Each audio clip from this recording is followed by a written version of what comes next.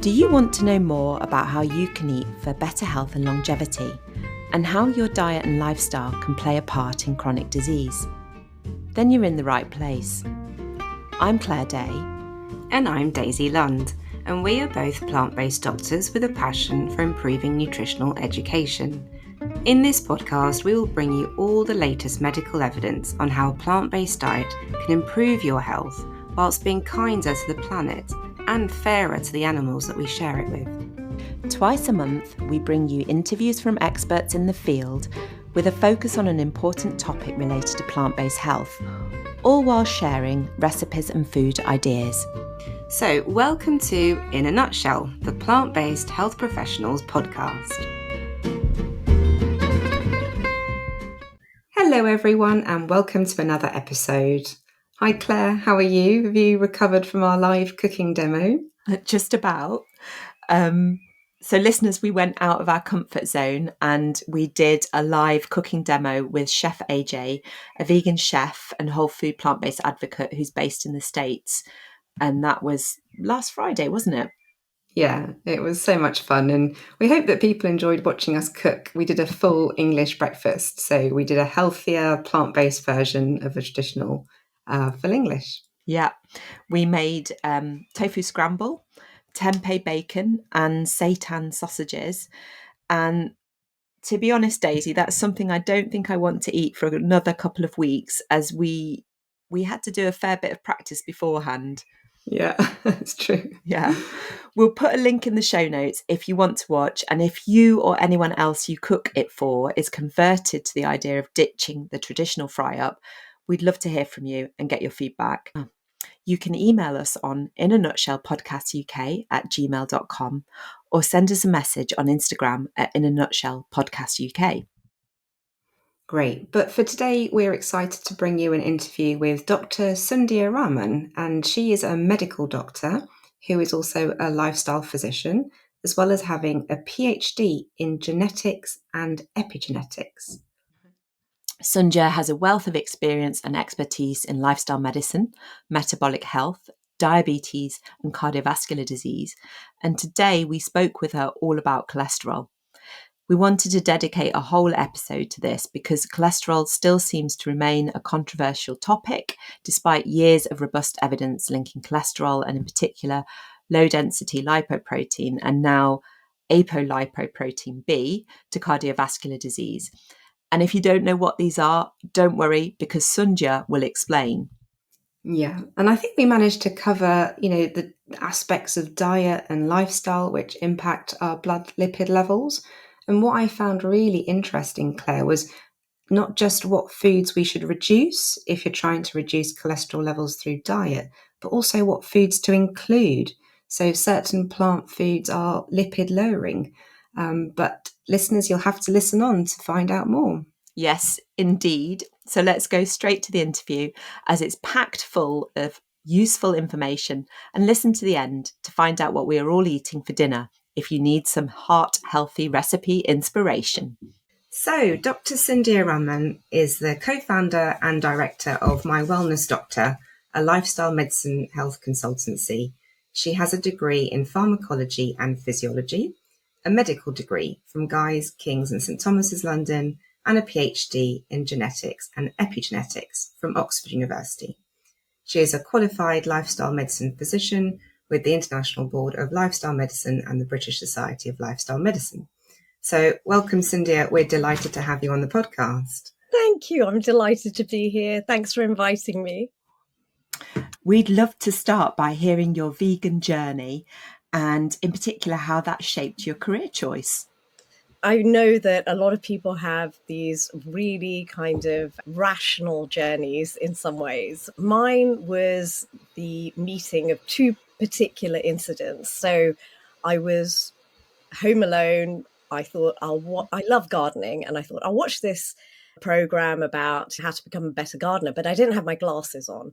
And I ended up accidentally watching a vegan documentary called Vegucated because I thought it was about growing vegetables, but it was actually about people becoming vegan. And this was from an ethical point of view. I'd grown up in a vegetarian household. I'd never, like most people, never really considered my dietary culture, my dietary habits, what was normal to me. And then suddenly I started becoming a little bit more aware from an ethical point of view about my choices, but I felt it was too hard. Especially raising a family, I was thinking, how do I do this safely? And I think a lot of parents go through this where they're just not sure whether you can get a healthy, balanced diet that is restrictive. And it's, on hindsight, I think all of us find this kind of an amusing idea. But at the time, I really did think it would be difficult. So, like a typical South Asian family, my dad, my mom, most of my family are diabetic. My dad had a lot of heart disease, quadruple bypass surgery. He was blind from diabetes. So many kind of cardiometabolic issues in my family. And I just assumed, this is a vegetarian family, cooked from scratch, no ultra processed food, no obesity, no smoking, no excess alcohol, doing so many things right. It's probably genetic. I'm a ticking time bomb. So these two kind of things I didn't think were related to each other happened at the same sort of time. So I'd been considering veganism, looking into it, seeing if I could feed my family safely. At the same time, a lot of cardiometabolic disease in my family. And then my uncle, who'd been diabetic for 12 years, 4 years of kidney damage from diabetes, worsening eye damage from diabetes, didn't want to end up like my father on optimum medical management, and was asking me, what more can I do? So we cut out dairy. This was the pivotal point in the change in his diabetes management. So his blood sugars declined rapidly whilst he was coming off his diabetes medication. His kidney damage reversed, his eye damage reversed, and remained reversed. And so and this was very theoretical. In all honesty, I didn't expect it to work. I just couldn't see a way forward. And I'd been doing all this reading and I thought, well, why don't we try it? And the theory was really based on animal studies and dairy. So, he didn't eat meat. He didn't eat ultra processed foods, didn't have sugar sweetened beverages, etc. And then we cut out the dairy. And this was really from studies in animals looking at epigenetic modulators, so things that regulate how our genes are switched on and off, and these microRNAs, which are in dairy. And I do know the pathophysiology of diabetes in South Asians is different to Europeans and Black populations. What these microRNAs do is they inhibit the activity of the beta cells in the pancreas to produce insulin. And this is quite key in the development and pathogenesis in South Asians. So I thought, let's give it a try. And the results were so dramatic. Then fast forward a few years, quite a few more people sort of said, can you help me with this? Can you help me with that? Whether it was rheumatoid arthritis, polyps, gout, so many kind of different conditions. And the thing that really made the biggest difference was helping them move towards a more plant-based diet. And then I was so persuaded. I'd already started to change my diet. I was resistant to changing it for my kids, not because I didn't think it was good for them, but because I thought it would be so difficult for them going on play dates, going on school trips, all of these things. And I was wrong, because they pushed to become from vegetarian to vegan, and their friends and their friends' families embraced it. And there were always sort of plant-based vegan options for them. So what I had thought of as being difficult, I was completely wrong about. So this is how it started off with me and, helping friends and family to my whole family transitioning. And, it's been wonderful because as the teachers at school have become more aware, they've sort of asked the kids more about what they do, why they do it. They're very educated on why this is a good thing to do from early on in life. So, they've been great ambassadors too. And so that's been my vegan journey. That's a lovely story. And I haven't heard of this documentary, Vegucated, but if it had that effect on you, I think it would be a really nice one to watch. Well, you've certainly given us an insight into how cardiovascular disease has affected your family on a personal level. But we are talking about cardiovascular disease today, and I wondered if you would be able to sort of outline the extent of the problem, and maybe, we hear this term cardiovascular disease, explain a bit more about what it is. So cardiovascular disease so cardio means heart, vascular means blood vessels. So it's an umbrella term for a whole host of conditions that affect the heart and blood vessels. So heart attacks, stroke are the most obvious, but even hypertension comes under that umbrella, as well as heart failure, arrhythmias. So it's an umbrella term for a whole host of conditions that affect the heart and blood vessels. And it is our number one problem, both globally and in the UK, both in terms of causes of death as well as causes of disability. And it's also the number one cause of health inequalities. So if we look at the difference in cardiovascular disease affecting quality of life, it significantly affects quality of life amongst the most socioeconomically deprived compared with least socioeconomically deprived. So it's a real driver of health inequalities. And according to the British Heart Foundation, as of 2024, we have about 7.6 million people in the UK with cardiovascular disease. And about 1 in 2 of us will develop cardiovascular disease over our lifetimes. And to put that into context, that's more than double the number of people who will develop Alzheimer's and all cancers combined. So it's really our number one health problem in terms of mortality and morbidity. And 1 in 4 of us will die of a cardiovascular cause, and 1 in 6 of us are predicted to suffer a stroke over our lifetime. So it is a huge problem in terms of death and our quality of life. Okay, so can we talk about cholesterol? Because that will be the word that lots of people will have encountered in conversations with their GPs. Is it right that raised cholesterol is one of the main risk factors for developing cardiovascular disease? Yeah, it absolutely is. And we have overwhelming evidence that says having a raised cholesterol is a necessary causative first step in the development of cardiovascular disease. So we know this from prospective cohort trials. We also know it from statin trials. So here, when you lower cholesterol to a certain threshold, you do not see progression of atherosclerotic disease, and you can even see reversal of it. But probably the most conclusive evidence that doesn't suffer from that sort of confounding or reverse causality and all the other kind of issues that we suffer with when we look at trial data is from a type of trial called Mendelian randomization studies.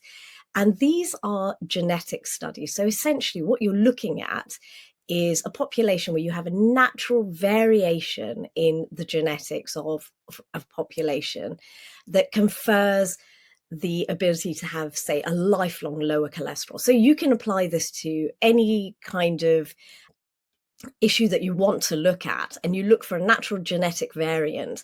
And the reason they're called Mendelian randomization studies is because the likelihood of inheriting that genetic variant is randomly spread throughout the population. So you can think of it as an RCT. And if you have that variant, you are in the intervention group. If you don't have that variant, you're in the control group. And when you look at Mendelian randomization studies and you look at people who naturally have a low LDL cholesterol, there's a linear relationship for their protection against cardiovascular disease. We see that with prospective cohort trials, and we see that with RCTs on statin trials and lipid lowering studies. But the Mendelian randomization studies are where we really see that this is causative. You cannot say it is because of reverse causation or because of confounding variables. It is specifically, we do know that if you don't have a raised LDL cholesterol, you do not go on to develop cardiovascular disease. And so it is a necessary first step, and it is causative. So you're talking there about how we've got real live randomized controlled trials, the RCTs going on in the population. But you've already started to use this acronym LDL. So can we pause and can we go over what the different acronyms are in terms of not just the acronyms, but the different bits of cholesterol are, so that we can understand that a bit better?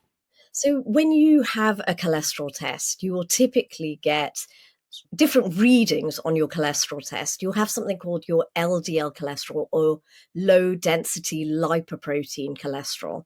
And this we commonly call our bad cholesterol. You'll also have another reading on there called your HDL cholesterol, or your high density lipoprotein cholesterol. We commonly call this our good cholesterol. And there's nothing inherently different about the cholesterol in these two types of cholesterol. They're really telling us about the direction of travel of this cholesterol. So LDL cholesterol is cholesterol that's going out from our liver out into our bodies. And if it's above a certain level, it can be laid down in our blood vessels and drive cardiovascular disease. HDL cholesterol is really cholesterol that's traveling from our bodies back to our liver. And then it can go from our liver into our bile and into our intestine and go out through our feces. So we kind of think of this as cholesterol that could be cleared from our bodies. And that's the difference between these two different types of cholesterol. And that's why we think of one as typically good cholesterol, because it could be cleared from our bodies. We also have triglycerides in there, and our triglycerides are essentially the kind of fat that we will commonly store and we will use as energy. And these are the different types of fat. So cholesterol itself, we produce all the cholesterol we need. We produce about 1 gram of cholesterol a day. It's then largely recycled. So we have no dietary requirement for cholesterol. We produce all the cholesterol we need. We do need cholesterol. We need it to produce our sex hormones, to produce enzymes, to produce vitamin D, but we don't need to consume cholesterol in order to have that cholesterol in our bodies. So these are the main types. If we look at the subtypes of cholesterol and whether these drive atherosclerotic disease, so cardiovascular disease, the laying down of fat in our blood vessels, we have subtypes of these. So we have things called chylomicrons. Then we have very low density lipoproteins, intermediate density lipoproteins, IDL. And all of these will also be measured alongside LDL. And we call these our non-HDL cholesterol. And these will also be measured. And some of these are from our food. Some of these are produced by our liver. And all of these non-HDL cholesterol, they're all potentially driving that laying down of cholesterol in our blood vessels, but they do it to different amounts. They're different sizes, essentially. So they have a different ability to get into our blood vessel and go just under that surface layer into that level of our blood vessel where we lay down that fatty plaque. Wow, I think I'm just realizing that I don't know that much about cholesterol. But one of the things that we did want to ask you about, because we as GPs, we use this software where we work out something called the Q risk. Do we need to think about that here and how that sort of feeds in for what that means to somebody going to the GP and hearing about their cholesterol? Absolutely. So exactly. So the Q risk is really telling you about your 10-year risk of having a cardiovascular event, so heart attack, stroke, and so on. And it is really useful in terms of having that conversation to patients and really highlighting the point at which they've reached a threshold at risk and they may want to consider taking medication to lower that risk. But what we actually know about cardiovascular disease and the Q risk score is it heavily underestimates people's lifetime risk, and it underestimates the risks for certain populations, for example, women, premenopausal women, and so on. And so it makes at the point at which we intervene, we're largely firefighting.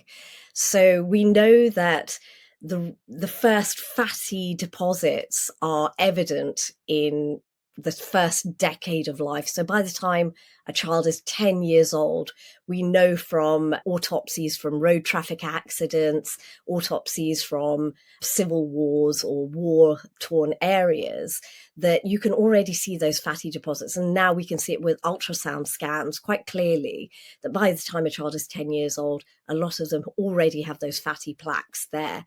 And we carry on accumulating these fatty plaques. And then we pretty much, and this is based on a curve of risk, a normal distribution of risk. It's based on the kind of resources we have, what people would find acceptable, at which you could say, yeah, do you want to be on a lifelong medication in order to reduce your risk? You've reached that threshold. But there is this enormous period where if we were to make small lifestyle changes, we would dramatically reduce our risk of ever having a cardiovascular event, of ever needing a statin medication. In fact, what we actually know is it's not just how much you lower LDL cholesterol that matters, it's for how long you lower LDL cholesterol that matters. So if you make small changes early on, you flatten that curve significantly of ever having a significant cardiovascular event over your lifetime. So actually, it's more impactful to make small lifestyle changes early on than to be hitting people hard with high doses of really good medications. I'm certainly not anti-statin at all or anti-medication, but what we know is only about 50% of people at 2 years actually reach their target LDL lowering with medication once they're put on statins. We're firefighting at this point. If we were to start a lot earlier, they would probably never reach that threshold at which they need statins. So the Q risk is really useful. It has limitations. We need something at which we can discriminate, but it has significant limitations. And if we were to front load our efforts into prevention, we would be far, far more impactful. Right. So Daisy and I were speaking before we came on air. We were talking about the fact that if you go to your GP, you're going to get a Q risk assessment of whether you need a statin. But if you went for a private medical, you might have a blood test which showed things like lipoproteins or something called CRP, which is usually a marker that we use for inflammation in the body. How important do you think these tests are? So CRP, particularly something called high sensitivity CRP. So this is measuring the same protein. It is just a more sensitive test for measuring the levels of that protein. And with high sensitivity CRP, they've pretty much shown from trials it's not really that useful if you don't have any risk factors, you aren't really at risk, or you've never had any diagnosis of any sort of cardiovascular disease, you're not diabetic, you don't have a family history, all of these things. That is not really a very useful or discriminating test. They recently did a trial at the London University hospitals, and what they looked at was people who'd recently had a cardiovascular event and a raised troponin, in fact. And what they found was that actually having a high sensitivity CRP test was more predictive of having a second cardiovascular event than a raised troponin was, or the level of that raised troponin. So it seems to be a really, really useful test where you already have a risk or have already had an event, a cardiovascular event, but it isn't very useful before you have had that or you are at high risk.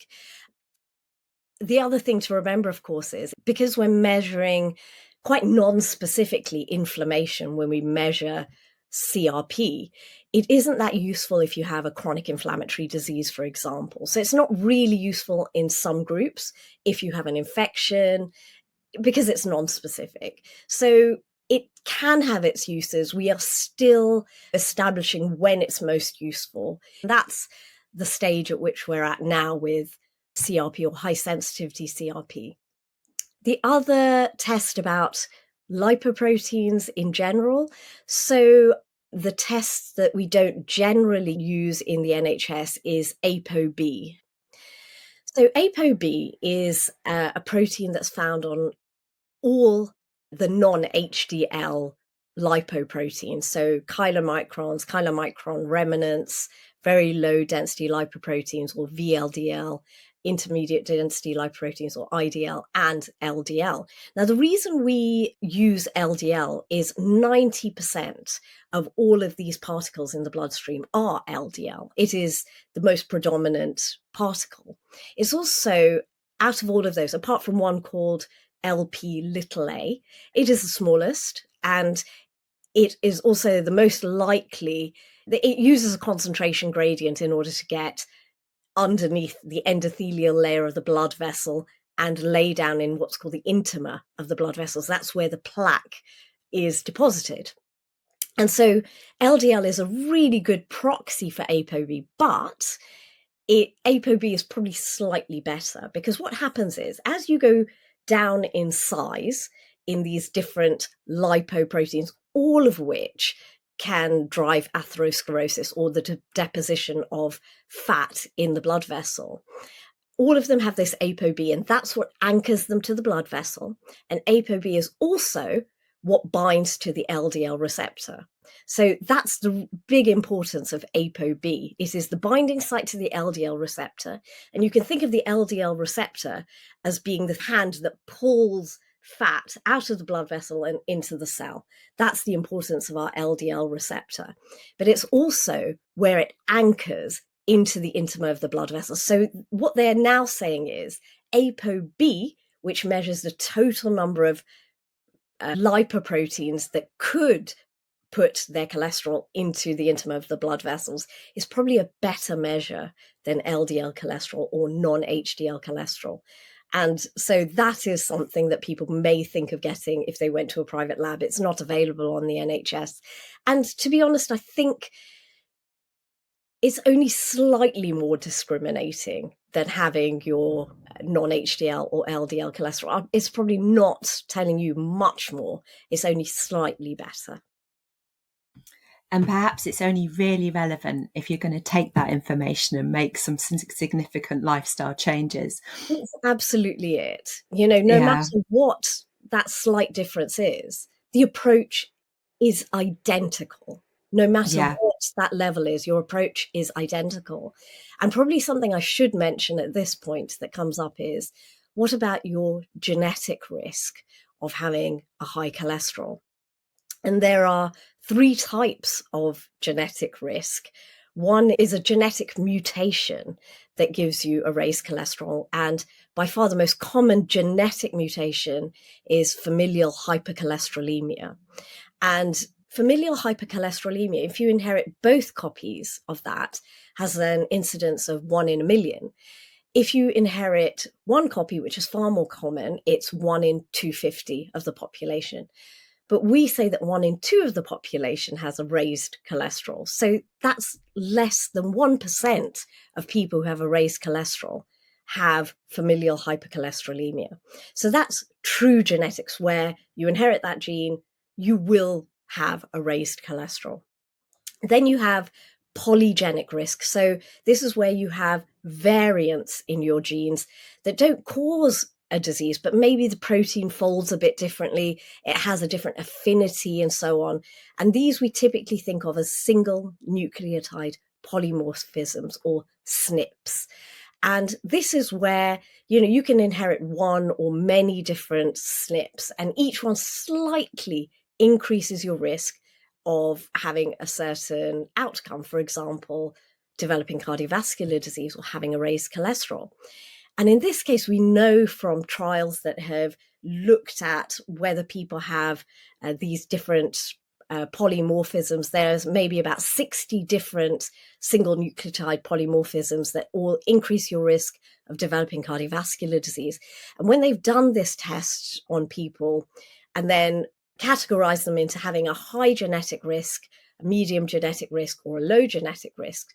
And then they've looked at their lifestyles. They found that if you have a good lifestyle, so you don't smoke, you have a healthy diet, you don't have excess alcohol, and you exercise regularly, you pretty much halve your risk of then going on to develop cardiovascular disease. So even when you have a polygenic risk, you can lower that risk by pretty much half by having a better lifestyle. And that was only looking at 4 lifestyle components. There are many more that they could have looked at.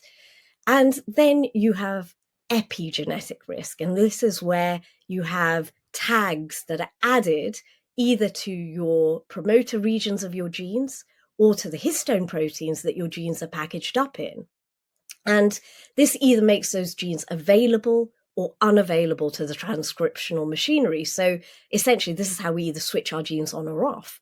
And we all do this just regularly throughout our lifestyles, but we know we inherit those tags.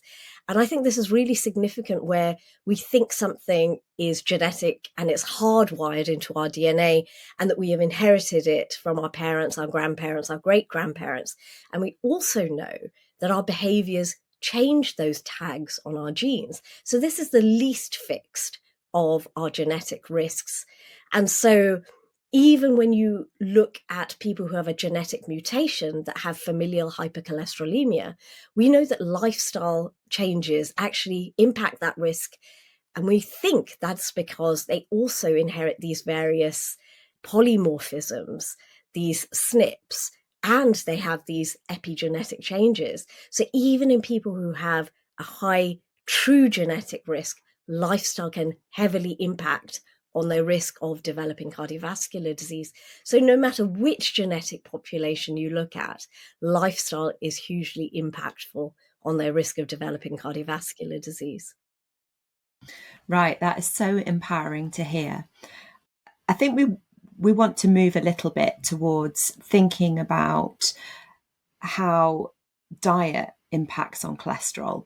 And so what actually raises cholesterol, because we seem to have a debate sometimes with patients where they say, I've heard that how much cholesterol I eat doesn't actually have that much impact on my cholesterol level. Of course, cholesterol being in animal products, when you have a conversation with them about cutting down on animal products, and that it's more about saturated fat. So can you tell us about that? Absolutely. So there are 3 things that in our diets that raise our cholesterol. In fact, actually, let's just step back from that just for a second. When we look at lifestyle in general, things like exercise and sleep, they don't affect our LDL cholesterol. They raise our HDL cholesterol. When it comes to our lifestyles, it is our diet and our stress levels that affect our LDL cholesterol. Of those 2, it is our diet. So it is by far the most impactful on our LDL cholesterol. So now, when we look at diet, there are 3 things in our diet that raise our LDL cholesterol. First of these are trans fats. So these impact the most. We became aware of trans fats probably in the 80s and 90s with those hydrogenated vegetable oil margarines. And we didn't ban trans fats in this country. They did ban them in other countries, but we didn't ban them in this country. We asked the food sector to voluntarily remove them from our foods. So they're still there. They're in much lower amounts than they were historically, but they are still there in our industrially processed biscuits, donuts, pastries, things like this. They're also naturally found in animal source foods, so red meat, poultry, processed meats. And we know that although the amounts are smaller in these animal source foods, we actually have a statement from the World Health Organization that says, despite the fact that there had historically been less data on the trans fats from animal source foods, when we've done an analysis of all of it, we know there is no difference on the source of the trans fats. All trans fats raise your LDL cholesterol. They drive dyslipidemia. And so the focus has been on industrially processed trans fats, but actually all trans fats raise your bad cholesterol, your LDL cholesterol. Trans fats are only in small amounts, but there's no safe lower limit. The National Academy of Sciences has said there's no safe lower limit on our intake of trans fats. all trans fats increase our risk of heart disease. So even though they're in small amounts, they're highly toxic. In practice, what we are consuming far too much of are saturated fats. They're in the same foods, but they're also found in eggs, and they're also found in tropical oils, so fats that are solid at room temperature. So that's palm oil and coconut oil. And saturated fat intake exceeds recommendations by about 75 to 90% in all age groups in the UK. So, if you're asking somebody to reduce saturated fat in their diet, they're also reducing trans fats in their diet because they're found in the same places, plus saturated fats are also found in tropical oils and eggs. And cholesterol also increases your LDL cholesterol, but it is the third most impactful out of the three.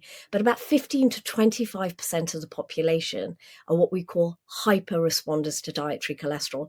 So they get the triple impact of the saturated fats in those same foods. These are all the same foods, the animal source foods, the eggs, but not the tropical oils. They are not high in cholesterol. So the foods that are high in cholesterol are red meat, poultry, and dairy, and eggs. So if you were to imagine a Venn diagram with those three types of fats overlapping, you've got in the center red meat, poultry, and dairy. These are the most impactful. If you're worried about cholesterol and you're plant-based, also avoid tropical oils, so palm oil and coconut oil.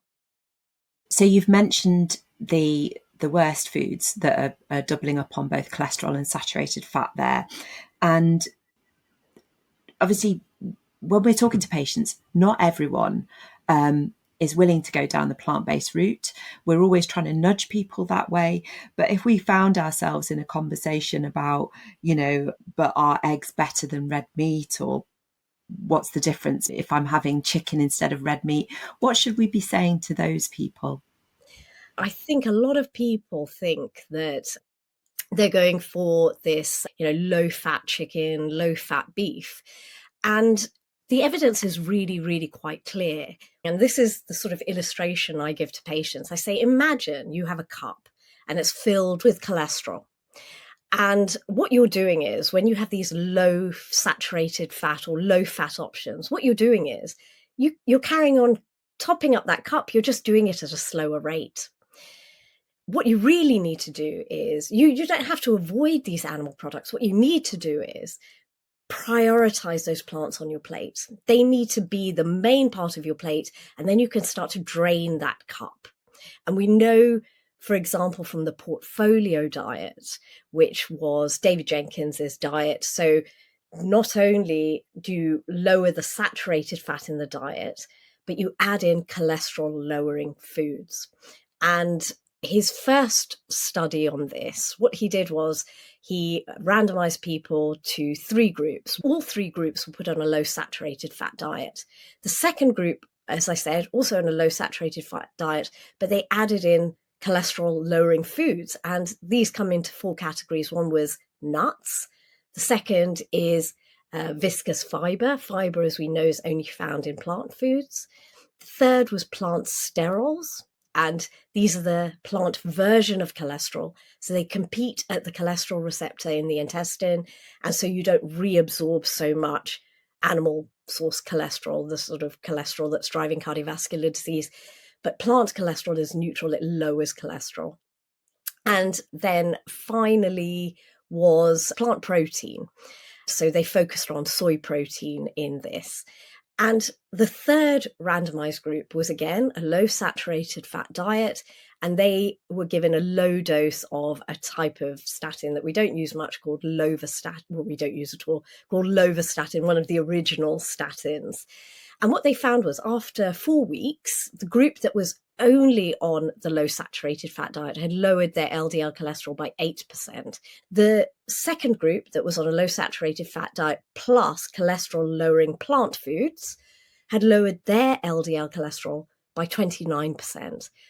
The third group on a low saturated fat diet plus the addition of a low dose statin had lowered it by 30%. There was no significant difference between the group on a low saturated fat diet and cholesterol lowering foods versus a cholesterol lowering drug. And of course, when you bear in mind that when you're putting people on these whole foods that lower cholesterol, you're also lowering their risk of dementia, diabetes, and cancers and all these other chronic diseases. Statins are great. They also lower our risk of cancer, but less evidence in these other sort of chronic diseases.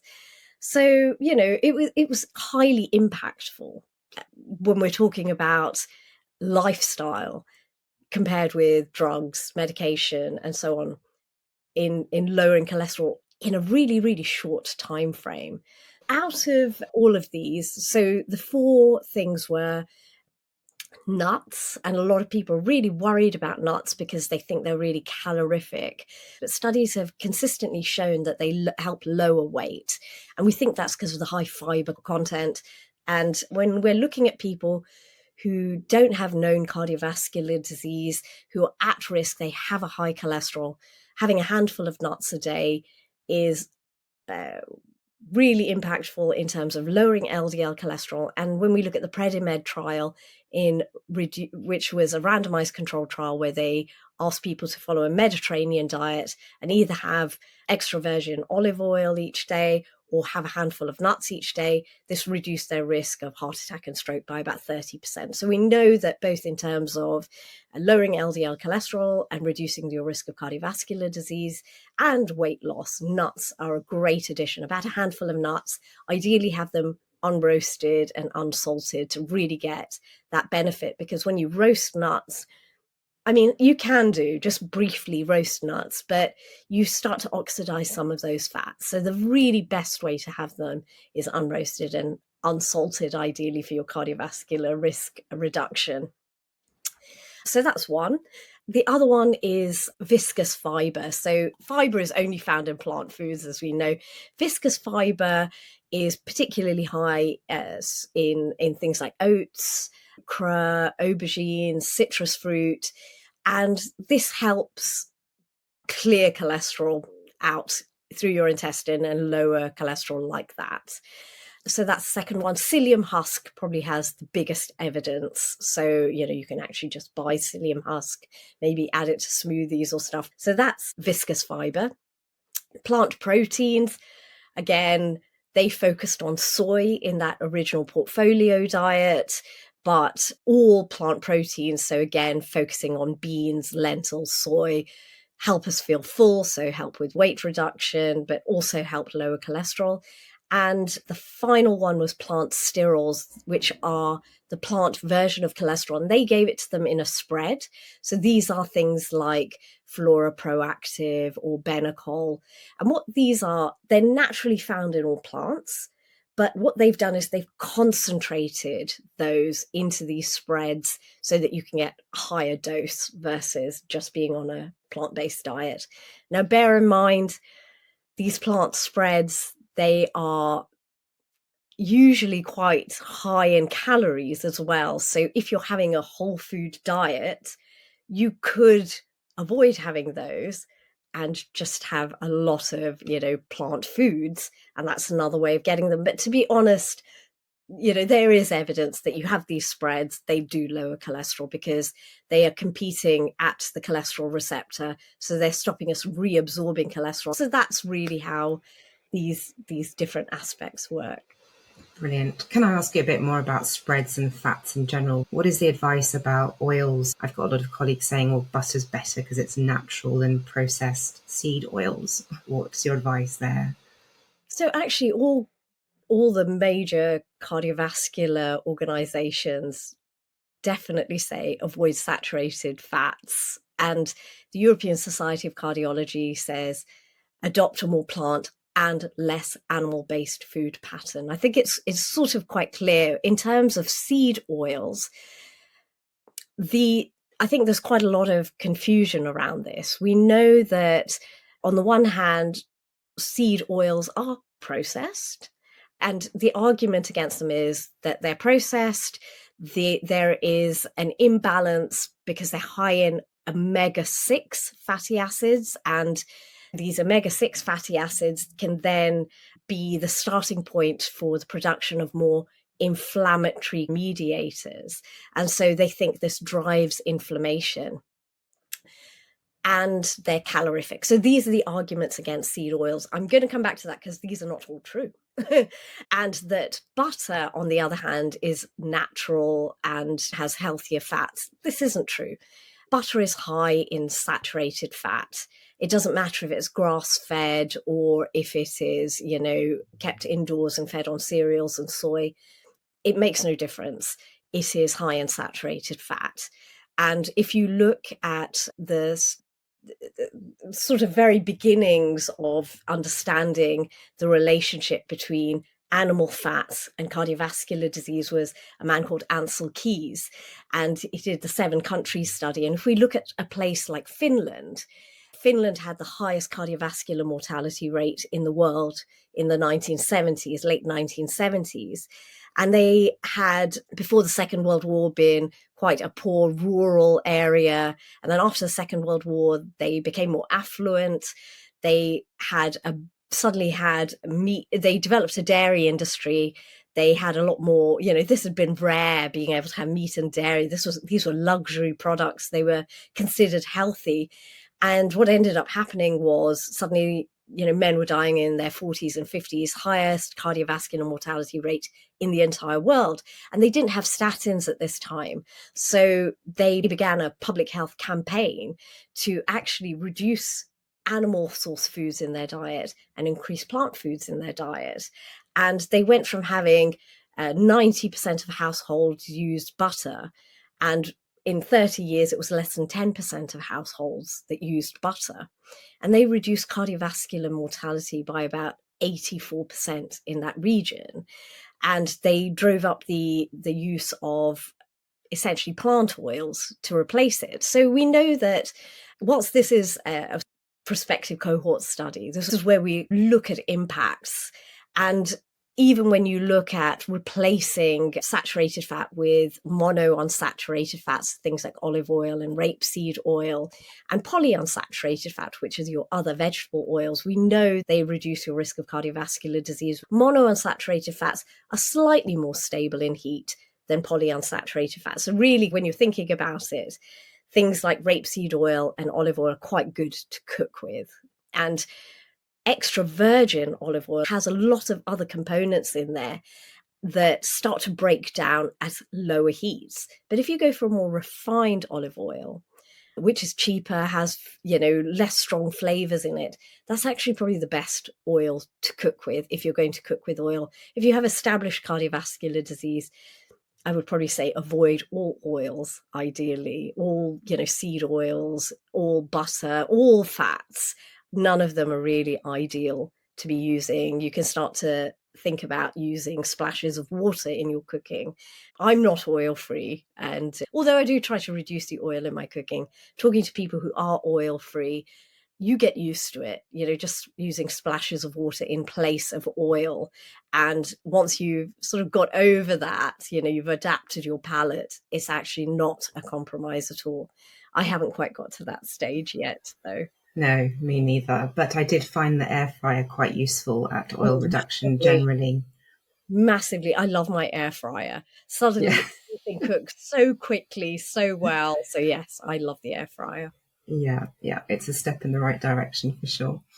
We haven't talked at all about fish, because I know Claire mentioned people will say, can I have chicken instead of red meat? But what about fish?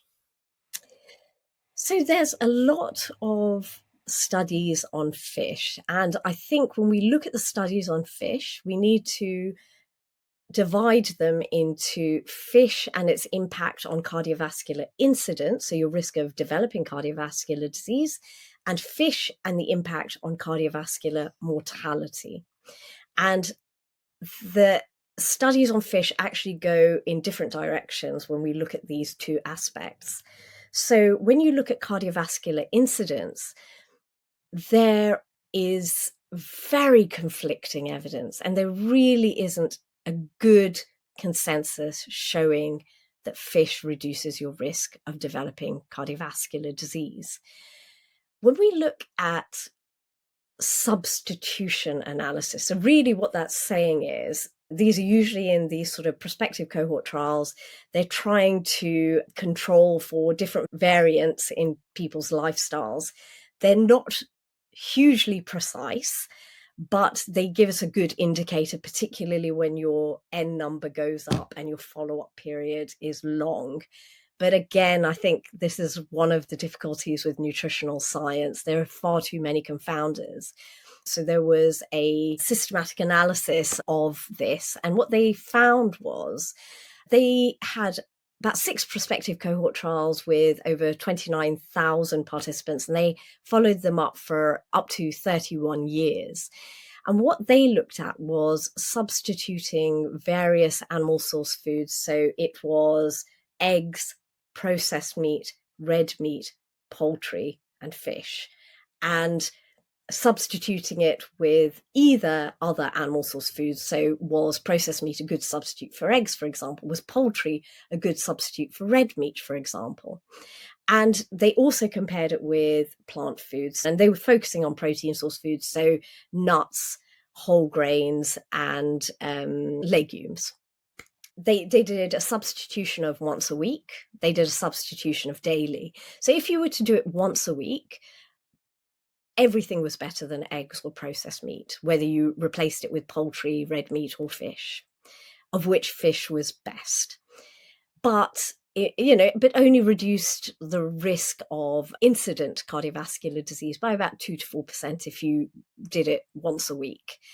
But if you replaced it with either whole grains, nuts, or lentils, legumes, you pretty much doubled that reduction in risk. But it was still quite low. But if you were to do it daily, again, what they found was that everything is better than eggs and processed meat. But poultry wasn't really that much better than red meat. But fish was better than red meat, but not really better than poultry. And it reduced the risk of cardiovascular incidents by about maybe 23%. But if you replaced it with the plant foods, you were getting about 44% reduction, up to 44% reduction in your risk of developing cardiovascular disease. That's if you did it daily. But what the authors concluded was that having multiple food substitutions was better than single food substitutions. And what they said was, if you were to replace processed meat, red meat, and eggs with nuts, whole grains, and legumes, and you would have multiple substitutions daily, you would reduce the risk of cardiovascular disease incidence by about 50%. So really, in terms of cardiovascular incidence, when you do substitution analysis, fish seems to be good, but not as good as having plant foods. And similarly, when there was a meta-analysis looking at the risk of cardiovascular incidence, fish was maybe 6% reduction at most. Again, some found no reduction. Whole grains had a 22% reduction, and fish was outperformed by fruit, vegetables, and nuts and whole grains. So really, if you're looking at cardiovascular incidence, plant foods give you significantly better reduction, and fish is very variable. It may or may not.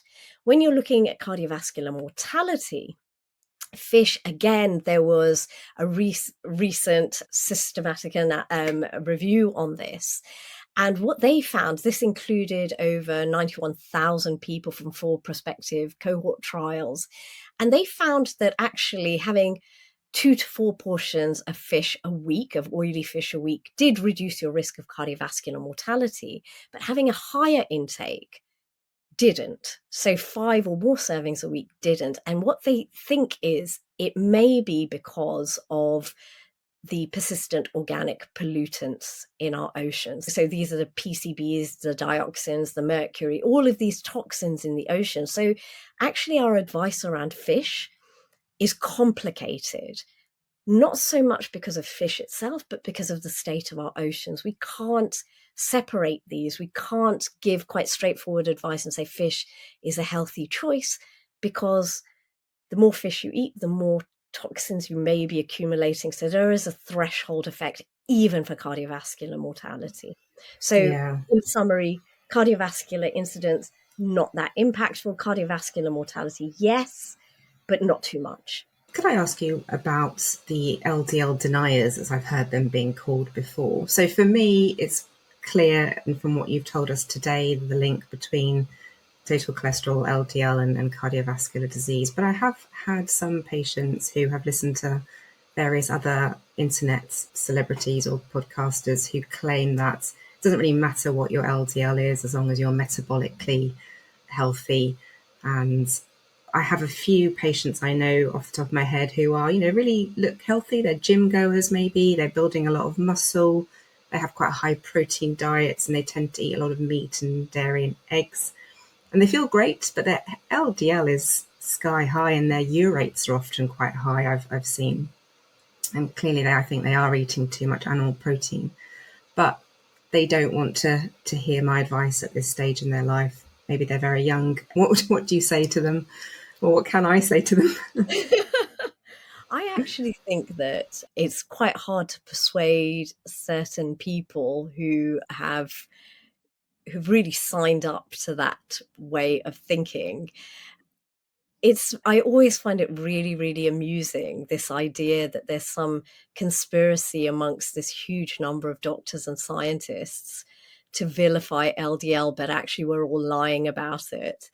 There is an overwhelming amount of evidence showing that a raised LDL or raised ApoB or raised non-HDL cholesterol is causative and drives atherosclerotic disease.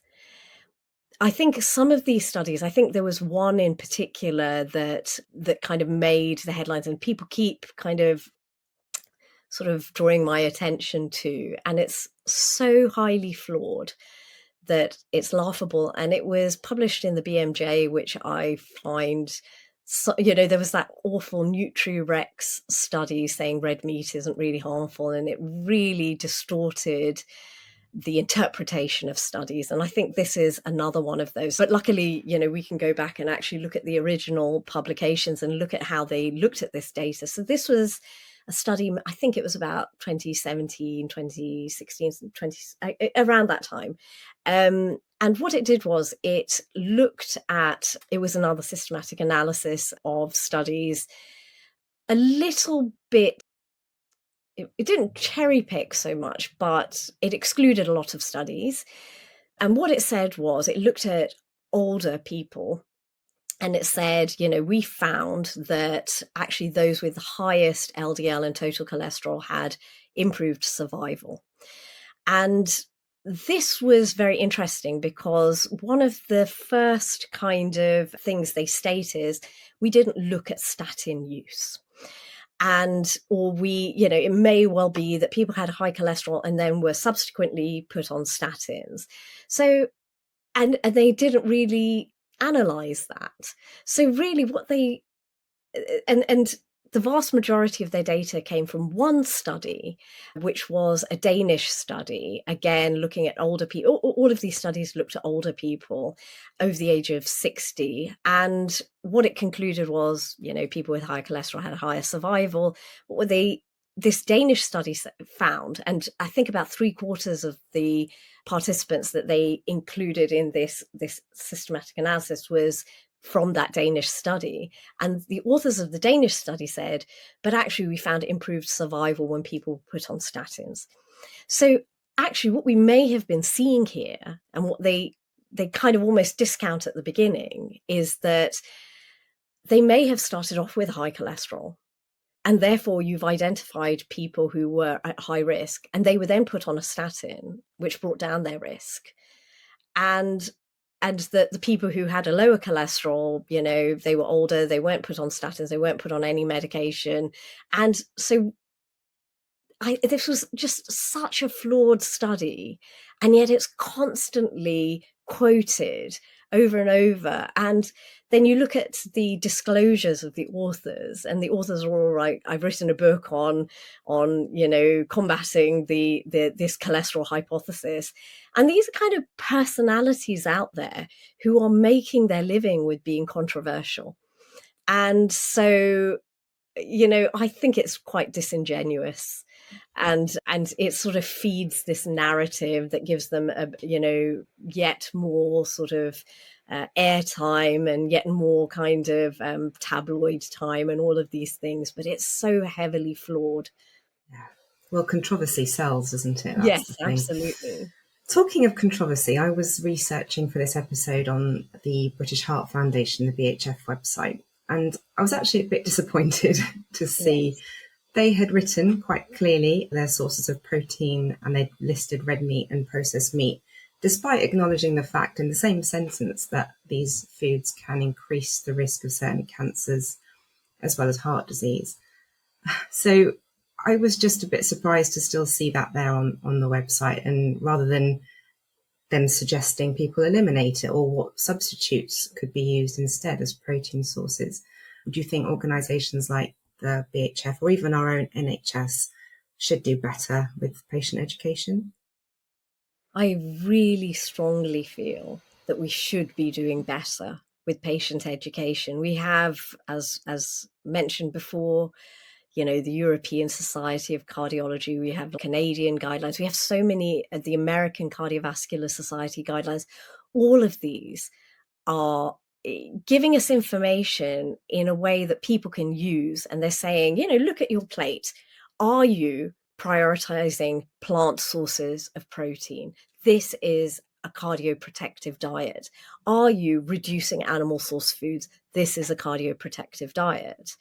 Whereas our NICE guidelines, for example, they say, fat should be less than 10% of total calories, saturated fat should form less than 7% of calories. And you're kind of like, well, who's calculating this? Who on earth is going, well, these are going to be my total calories for the day. And in this piece of food that I'm eating, this is the amount of saturated fat, and therefore the percentages. This. No one uses this. Healthcare professionals don't use it. Patients can't use it. So we're really not giving, in the NHS, good enough information. And I'm really disappointed that the British Heart Foundation isn't simply saying, we know that it's not simply the saturated fat, it's the heme iron, it's all the other components that drive atherosclerosis. It's the trimethylamine oxide being produced by the choline and carnitine in these foods. We know these are atherogenic. So it's not simply the saturated fat. There's a lot of components of these animal source foods that we know drives atherosclerosis, that drives cardiovascular disease. And I think that we underestimate how motivated they are to make changes to their lifestyle. But I do think that the NHS, the British Heart Foundation, should be much more explicit about what a cardioprotective diet is in terms of foods, not in terms of saturated fat, and then expecting patients to then go out and research, well, where is saturated fat? I think if people are going to their website, they're already concerned, they're already motivated. So give them the information in a way that they can take into their lives and use in a practical way, and that needs to be food-based. So yeah, I was very disappointed about that too. And I think here in the UK, we could do a lot more to empower people, because I think a lot of people would rather make small changes. They don't have to be perfect. They can move towards these changes.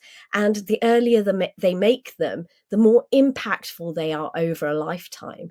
And they're making, unlike taking a drug like a statin, if you as an individual are making lifestyle changes, you're probably impacting the life of your spouse, of your extended family, of your children, and you could protect them lifelong from ever developing cardiovascular disease. So this is why I think it's so important that we give that lifestyle message, because the drug only impacts the person taking it. It doesn't impact their families, their children, their wider communities, whereas a lifestyle change does. And when we normalize these changes to our diets, to our lifestyles, and in my experience, and I think all of us would agree, we've all made these lifestyle changes and none of us find these restrictive, difficult to sustain, and I found these with my patients. They are enjoying discovering new aisles in the supermarket. So at first there is, a little bit more effort needed, a little bit more education needed, and suddenly your world opens up to all these new and wonderful foods and spices and new ways of eating. And so, I think that it's actually something to be celebrated, this pivotal point in people's lives, because we know how much we can not just prevent disease, but reverse disease. Yeah, so I think it's clear that there are lots of policies, both on the government side and in the charity sector. We've talked about British Heart Foundation that could do more to get the education right and things. But sometimes you have to take matters into your own hands, don't you, Sundhya? So we wanted you to tell us about your lipid lowering community project. Oh, wonderful. So I just happened to be giving a talk to a primary care network. And then one of the practices sort of said, would you mind just developing a pilot for us to see what we can do? What is realistic? What actually happens? And so we ran a search on their EMIS, which is the software platform that GP practices use. We just looked for patients who had a raised cholesterol on their health check and who didn't meet that Q risk threshold of 10% and weren't on any statins. So we were sort of preempting them ever needing statins and seeing whether we could do something for them to empower them to lower their cholesterol with lifestyle change. And so I designed and delivered just a 6-session program. And it was a mix of in-person and virtual consultations. It was a mix of group and individual consultations. And what we did that was a bit different was we involved families. So, for example, we had a food swaps session. So they got to try regular weekday meals that they could prepare in less than half an hour that weren't expensive. So including more soya, including more pulses, more beans, lentils, variety of fruit and vegetables, healthier desserts, for examples. We did nice cream coated in dark chocolate and nuts and, chia puddings, but also things like curries, fajitas, all of these kinds of things. And because we brought the whole family in, because I think one thing that people find very, very difficult is they may understand, they may be motivated, but then they go back into their families and they're flowing against the current there. And so they're unable to sustain that behavior change. But what I didn't expect was the kids loved the food so much. So what I was getting was that pester power from the kids. And they were saying, we want fajitas. We want it with the soya mince. We want the pasta bolognese. We want the curry. So the parents were motivated because the kids were hassling them to make these foods. And at the end of the 10 weeks, 78% of them had lowered their total and their LDL cholesterol. About 44% came into the normal range. We reduced on average by up to 40% reduction in LDL cholesterol. And there was a really strong correlation between how much they reduced the animal foods in their diet and how rapidly and dramatically it came down. So there was really, really strong correlation there. The fantastic thing was we also did a qualitative analysis. Oh, I should also mention most of them reduced their HbA1c. We only repeated weight in 40% of them, all of whom lost weight between 1 kilo to 7.5 kilos. But again, so in the qualitative analysis, all of them felt that they enjoyed the program. All of them said that the changes were sustainable. And I think that is really, really important.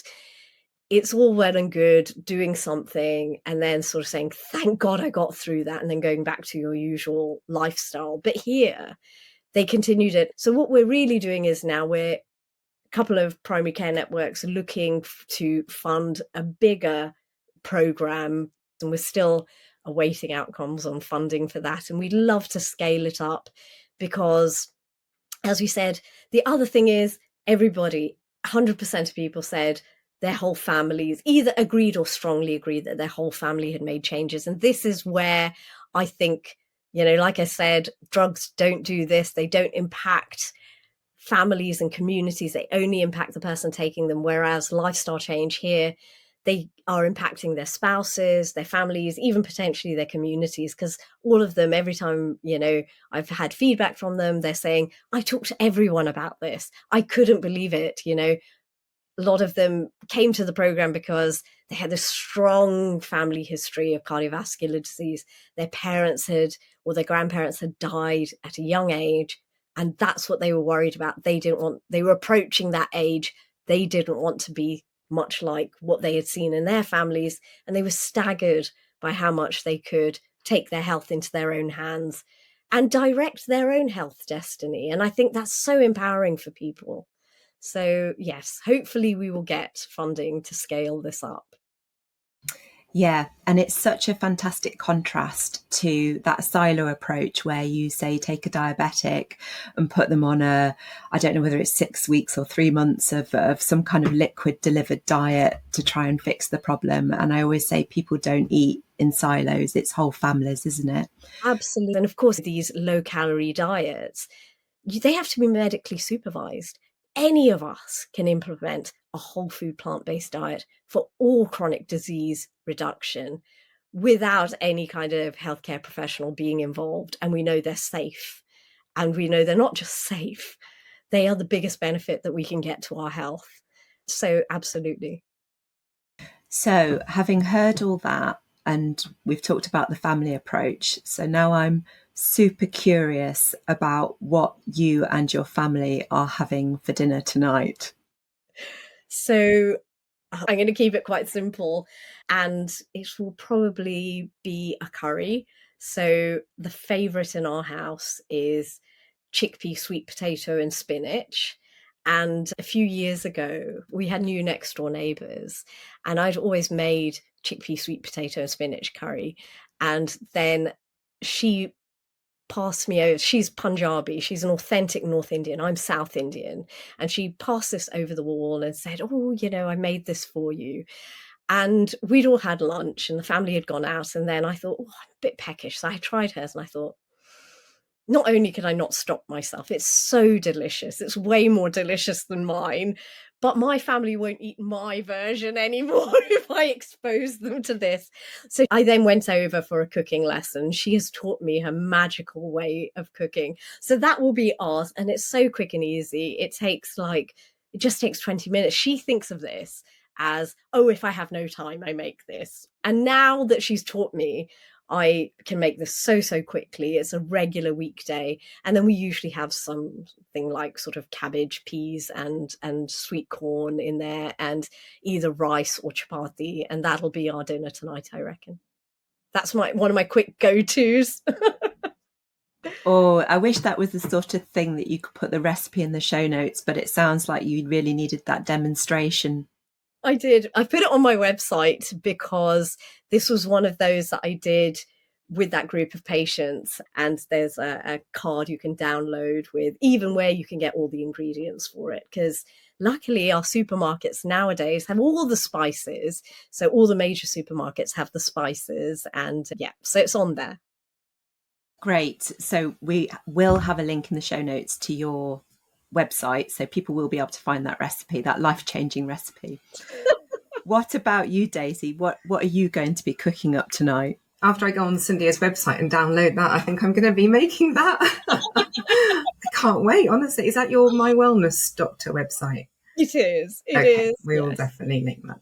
Now, I was actually going to make something a bit fancy tonight for me, because I'm normally quite a simple, well, I say fancy, but actually it is really simple. It just looks fancy. I nicked it from Mildred's, which is a vegan restaurant in London. It's actually their starter, but I make it as a main course. It's a roasted butternut squash. I'd sort of do it in chunks and roast it just very simply with some salt and pepper, maybe a little bit of olive oil and some nutmeg. And then that sits on top of what they had as a whipped feta, vegan feta. But I do mine with tofu. So I whip the tofu with some olives and lemon. And so it's higher in protein, lower in fat. And that forms the base. You pop the butternut squash on top and then sprinkle it with walnuts to add a bit of crunch. So it looks really fancy, but it's actually quite simple. And I serve that either with some crusty bread, or we'll have it tonight with some bulgur wheat and vegetables on the side. That sounds delicious. Is that on the Mildred's website? I think it's still on their menu. It's one of the starters. I don't know what they use for their whipped feta. I don't think it's tofu, but I quite like using tofu for it. And what about you, Claire? What are you having tonight? So I've decided I'm going to make a makhani dal, and I'm just veganizing a recipe that I always have a look at because it's one of the quicker versions on the BBC Food website. But obviously that one's got butter and cream in it. None of that. So you've got your urid dal, lentils, and then kidney beans. My kidney beans are soaking now, and that'll all get cooked up for a couple of hours together. And then I'll be cooking the spices and things, the usual curry spices, separately. And similarly, because we've had this chat about saturated fat, I'm not going to use vegan cream. I'm going to use silken tofu, which again, I think it gives it that sort of creaminess, and the beans are actually quite buttery anyway, aren't they?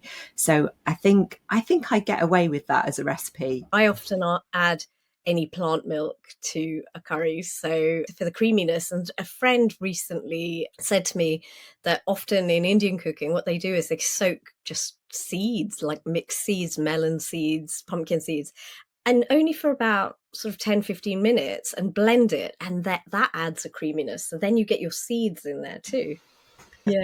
Yeah, that's a really good idea. Yeah, that sounds brilliant. Lovely. Well, thank you so much, Sundhya, for your time and expertise. Thank you for having me. If people want to reach out to you or find you, what would be the best way? So I'm on Instagram. I could be a bit more regular on Instagram, but my handle is mywellnessdoctor.co.uk, and I also have a website with a contact form, which is mywellnessdoctor.co.uk, and so you can contact me through either of these. Fab. We'll put a link in the show notes. Thank you once again.